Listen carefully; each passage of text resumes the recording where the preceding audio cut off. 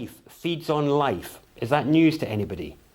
No, because death can't sustain life. Okay, death can't sustain life. That's not a surprise, is it? So all life feeds on life. Even if it's vegetable life, it's still life. So everything feeds on stuff. And our culture has kind of fed into our minds the idea that we're at the absolute top of every chain going and that nothing feeds on us. And I think that's very, very naive, because medicine knows very well that many life forms feed on us, not just parasites like Rob mentioned, like worms or things like that, but also even viruses and bacteria. These also are considered parasitic because they feed at our expense. Now, when most of us think of invaders in an alien sense, people think of big things about the same size as us that might have 2 arms and 2 legs. They might look grey or black or green or whatever colour they might be. But there's a kind of a confusion to do with stature and will there, where we seem to equate size and power as being related, when they're not related at all. Does anybody here have children? Anybody with children? Okay, so when they're young, they're not as big as you, but is their will equal to yours? It is equal to yours, isn't it? So the will is equal, though the stature is not. And the same applies to some of the organisms and life forms I'm going to be talking about tonight. And more than anything out of tonight, I'm not trying to impart any sense of fear-mongering or paranoia or even conspiracy. What I'm trying to imply is respect. Respect for almost like the arrogance and ambivalence of our species, to think that we can wander around unscathed because we have a sense of self, or that because we can tap consciousness or awareness or things like that. I think that actually, as we'll see tonight, makes us more palatable to some of the creatures that may choose to feed on life forms. You've had people you're talking about all sorts of alien life forms, haven't you? Have you had people talk about archons before? Yeah, I thought you would be. So most of you are kind of familiar with the idea of archons. Yeah, I'm not talking about them tonight. Okay? If anything, they could be considered a predator. So they could be considered predatorial. We're not talking about predators tonight. We're talking about parasites. So the difference is, a predator will seek to kill its prey long term. A parasite just seeks to keep it in a weakened state. But a parasite cannot live without its host. Can't live without it, so it needs you alive. Now, one of the trickiest things about parasites, is one of the biggest aspects of tonight's subject, is they can only survive in one way, and that is by tricking the host into thinking that its urges and needs are you. That its urges and needs are you, otherwise you wouldn't feed it. Okay, so all parasites operate in the same way, and that is they make the host think that the parasite is part of it. So mistletoe, everyone familiar with mistletoe? Mistletoe is a parasite. It cannot live by itself. It lives on other trees, but other trees feed it because they think the mistletoe is part of it. They think it's a branch or a leaf or something like that, because otherwise it wouldn't give it any food. If a bird is sitting on a tree, the tree doesn't give it any sustenance, or if leaves fall on it or anything like that, there's no sustenance passed over. Whereas parasites have some way of absorbing the life force or nutrients from the host. Now tonight, the particular types of parasite I'm going to talk about are what the shamans of ancient Mexico, according to Carlos Castaneda anyway, would call the topic of topics. The topic of topics, and that is that since time immemorial, something has been predating on humanity, and it's been doing it by tricking us into thinking that it is us, or that we are it. So that when it is seeking to have its urges met, then we think that's our urges. And so we go and, indulge ourselves or feed those urges, thinking it's us, and not realizing that's not the case at all. Okay, so the idea of, as I said earlier, predation or parasitic action is probably not news to a group like this. But what I've always found when I've been to talks like that before is there's never any word on what can be done about it, other than to tell people and make people aware. There's no actual strategy for how do we expunge or deal with these invaders, be they humaniform grey beings like us, or be they microscopic protozoa. There's never an actual strategy for what can we do as individuals or as a group that can tackle this. Well, tonight I'm not going to be in that school. I'm going to be giving you solutions to all of the things I'm going to present to you tonight. But I am going to be talking a bit about predators and a bit about parasites, but the focus is the parasitic aspect, because really our world is being run by parasites at the minute. Absolutely run by parasites. It's incredible.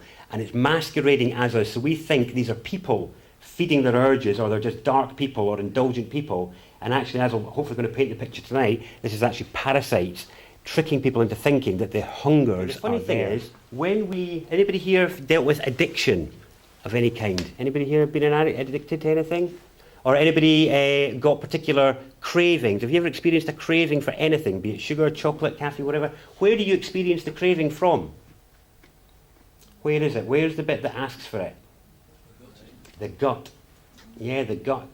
The gut is where it comes from. The hunger is here. The agitation is here.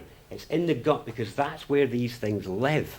They live in our gut. The urges and the agitation come from the gut, because this is where these things reside, and we are tricked into thinking it's us. Now, I only came across this because I met the parasite that I'm going to be talking about tonight, the one that the Toltecs have been referring to. I think when I've spoken to you guys before, I've mentioned my Toltec background. I've been living and practicing with Toltequity as a system for most of my adult life. I dropped talking about it publicly when I started talking about my other language stuff and the other people's public trust stuff that I've spoken about here before, so I haven't really spoken about my Toltec side ever. And tonight's going to be one of the first talks where I'll be integrating that into the talk, because I just integrated itself in me when I discovered the parasite in me and realised this is what all my Toltec teachers have been talking about my whole life.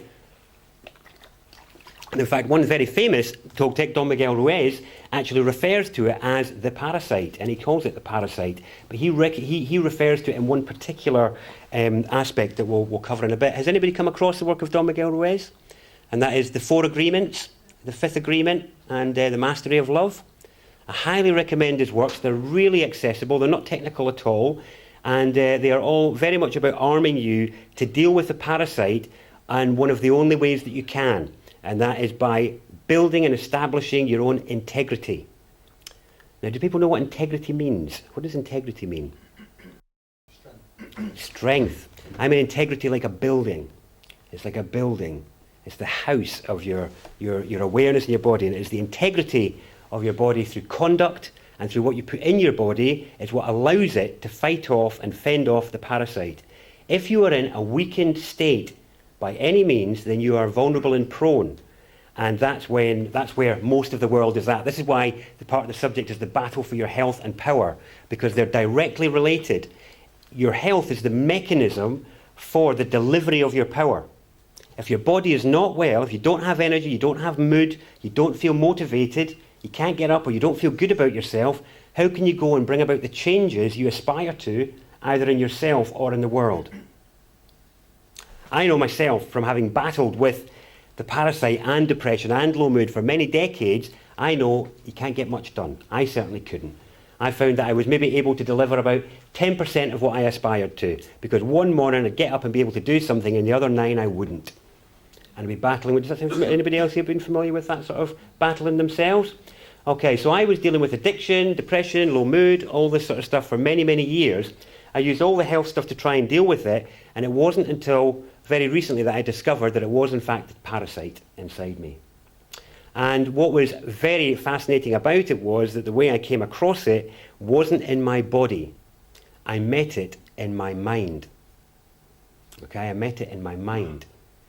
And that was why I called this talk Multi-Dimensional Parasites, because when most people think of dimensions, they think of, I don't know, different galaxies or planets or perspectives of light, or, I don't know, dimensions of light or something like that. But I want to try and bring down to earth the idea of dimensions for you just now. So the physical dimension is the one that you can feel in your body. Okay, so you can, if you turn your attention to it, you can feel the chair against your bum and back just now. You might be able to feel the floor beneath you. If you pay attention to your breath, you might feel the air brushing against your nostrils as you're breathing in and out. That is the physical world. If you wanted to point out somewhere that you were in pain in your body, then you could just show it to me, couldn't you? You say, you got a sore knee? You tell me about a sore knee earlier. If I didn't know what a knee was, I could say, well, could you show me? And you could just go, yeah. And I'd be like, right, yeah, it's knee. Okay, but now what if I want to talk about my sadness? Or my happiness? Or my frustration? Where can I point you to? You might know what I'm referring to because you've felt those things too. But we cannot objectively point to it. So that if I don't know the word for sadness, I can't share with you how I feel. I might be able to pull a face and you might be able to try and guess, but you might equally be wrong. I'm not going to be wrong if you point to your knee and I'm like, right, it's around the knee somewhere. But when we're talking about feelings, then it's different. What about thoughts? What about if I want to show to you the meaning of politics or the meaning of philosophy or existentialism or spirituality or what the word alien means? There's nowhere that I can point to in this physical world that will help you understand that. But if I use words in a particular way, you might go, yeah, I can see that. I can see that. Because that is in the dimension of the mind. And we all navigate the mind all the time. In fact, the mind is the best example of understanding dimensional interaction or the difference between dimensions, because we use phrases that none of us disagree with, like, I can't see where you're going with this. Or, yeah, I think I can see your point, but I have a different point of view. And phrases like this all denote a location, direction, and an object that we can agree that we're looking at. That's why you can say, I can see your point of view, but I have a different one. And you may find that when you're speaking to people or listening to somebody, if you're listening intently to somebody, then the world, the physical world, might go a little bit blurry as you start to go, yeah, I can see what you're talking about. Have you ever found yourself doing that? And what happens is your eyes will glaze a little bit, and you might start nodding or shaking your head, but certainly your attention on the world around you will fade as you pay attention to what's going on in mental space. Is that familiar to people? Because I'll bet all of you have done that in your life. It's how conscious it is. That's when you're navigating the mental plane. That's you navigating the mental dimension. And all the other spiritual dimensions, and alien dimensions, multi-dimension, fifth dimension, they're all beyond that. I just want to talk about the ones that we all navigate every day that show that we can share experience in different planes from just the physical, and that is multidimensional. You're all multidimensional beings. The mind is not in the same realm as the emotions, and nor will it ever be. Your emotions is not in the same realm as your physical body, and nor will it ever be. And that's what makes them dimensions. It's like oil and water. They might be able to cohabit and sit next to each other, but they will never become each other, ever. Okay, so when I met the parasite in my mind, that was quite a revelation, I'll tell you. Because I found that it was tricking me into thinking that I was it, or that it was me. And it was an incredible revelation that changed my life, really. And that's what I want to share with you tonight. And the stuff I have here tonight is to help you deal with any parasites you might have in you. But what's staggering to me is the sophistication.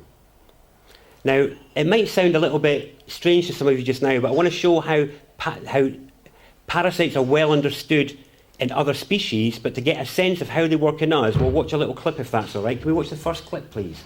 So has anybody here come across cordyceps fungus before? Cordyceps fungus. Have you heard of it as a benevolent thing or as a bad thing? Okay, we'll get on to that in a minute. Let's look at how cordyceps has been known about for years. Incredibly, 80% of all insects live in jungles.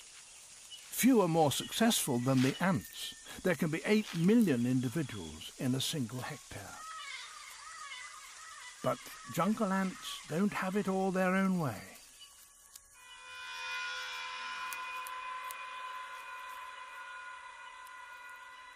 These bullet ants are showing some worrying symptoms. Spores from a parasitic fungus called cordyceps have infiltrated their bodies and their minds.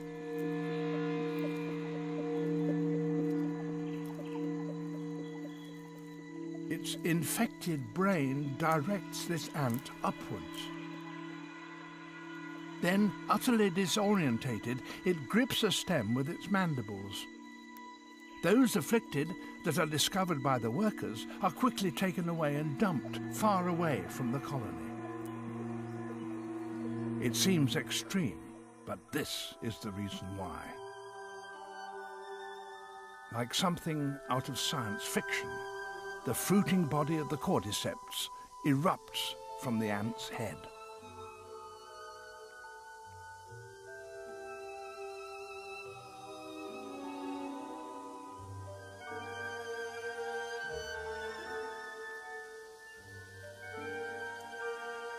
It can take 3 weeks to grow, and when finished, the deadly spores will burst from its tip. Then any ant in the vicinity will be in serious risk of death. The fungus is so virulent it can wipe out whole colonies of ants. And it's not just ants that fall victim to this killer. There are literally thousands of different types of cordyceps fungi, and remarkably, each specializes on just one species.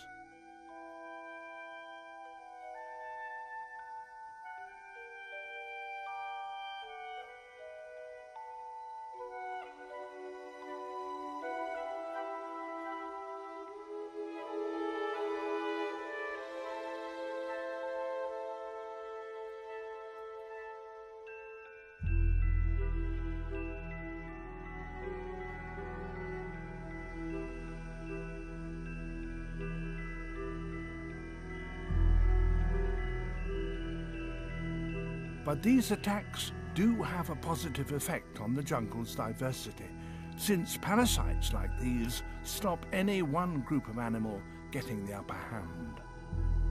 The more numerous a species becomes, the more likely it will be attacked by its nemesis, a cordyceps fungus.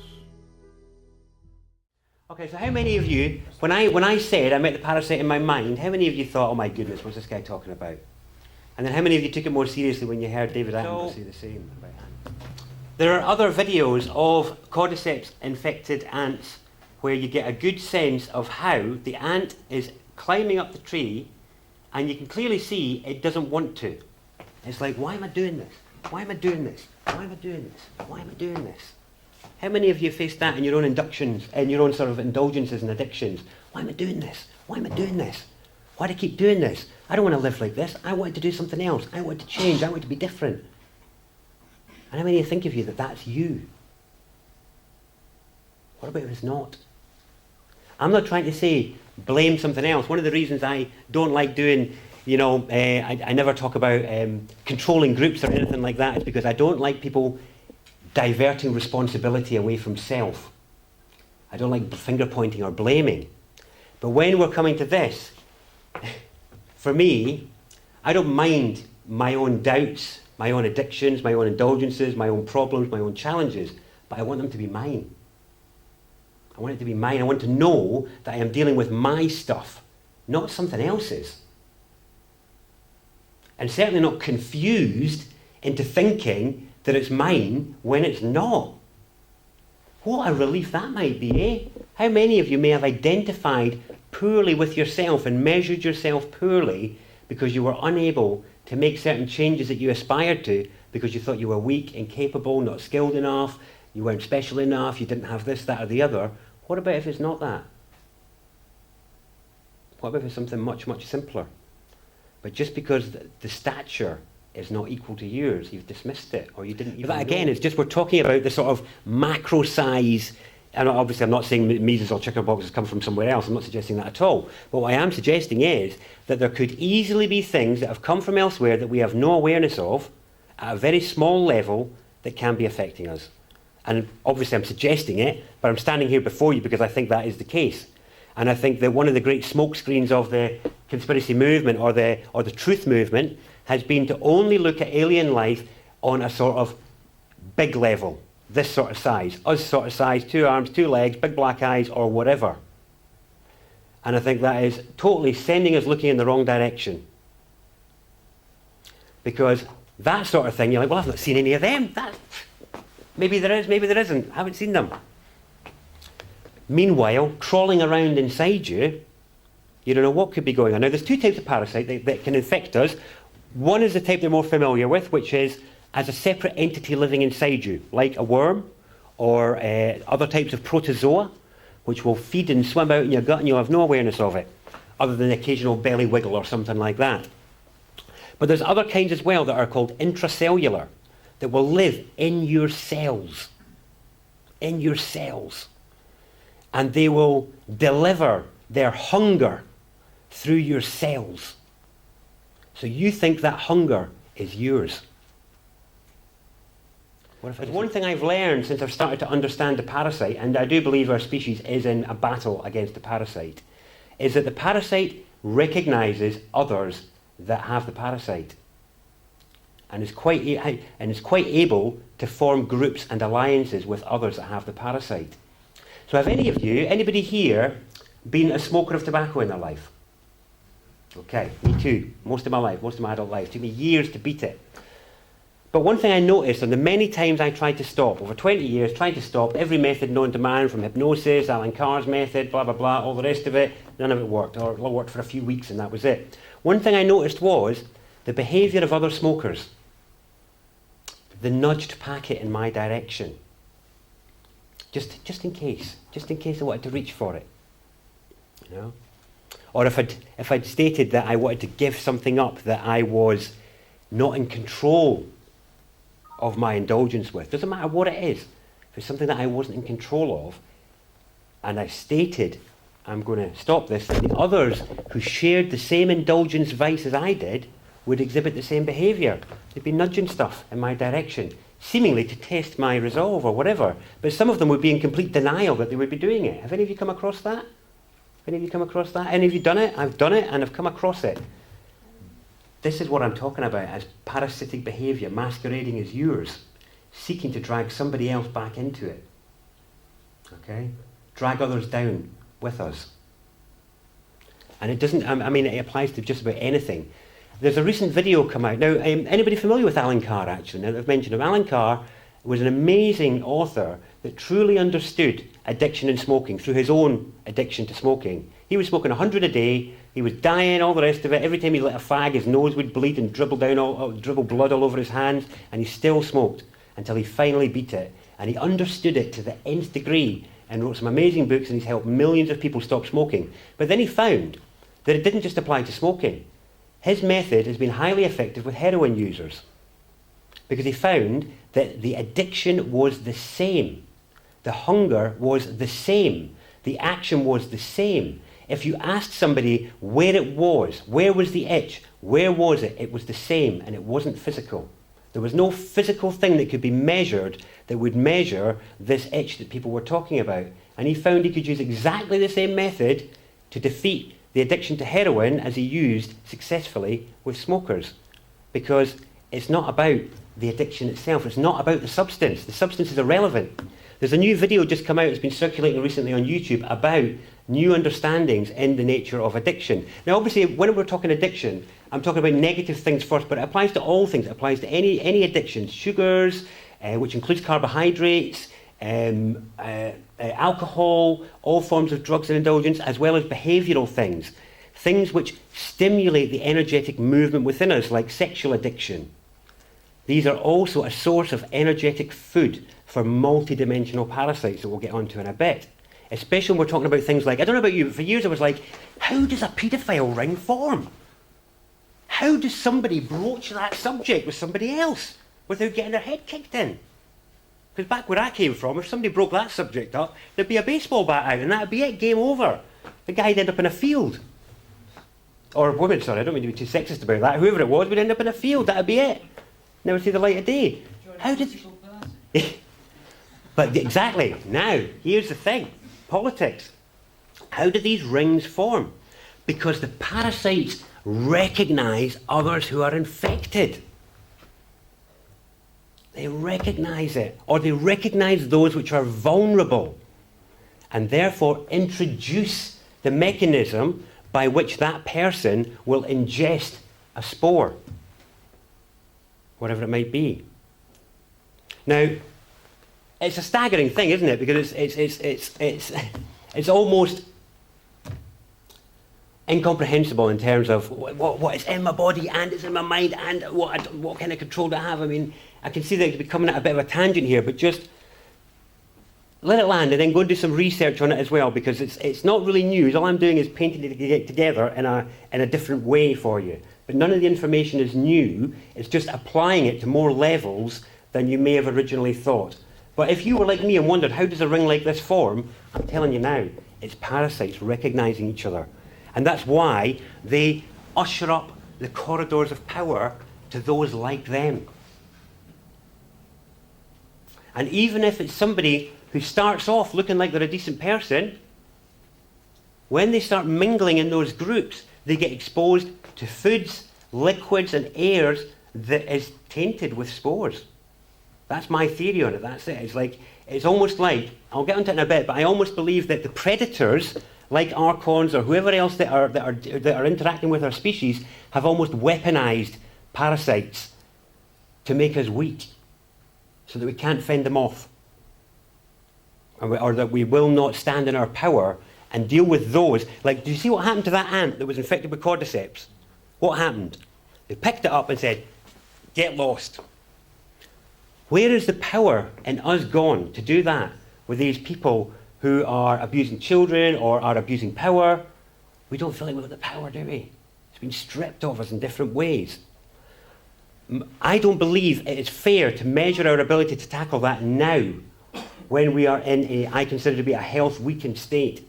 I think the first step is to get ourselves into a state of integrity and strength and personal power, and then tackle the situation. Because one thing is clear, a human in integrity can fend off any form of invasion or intervention in that sense.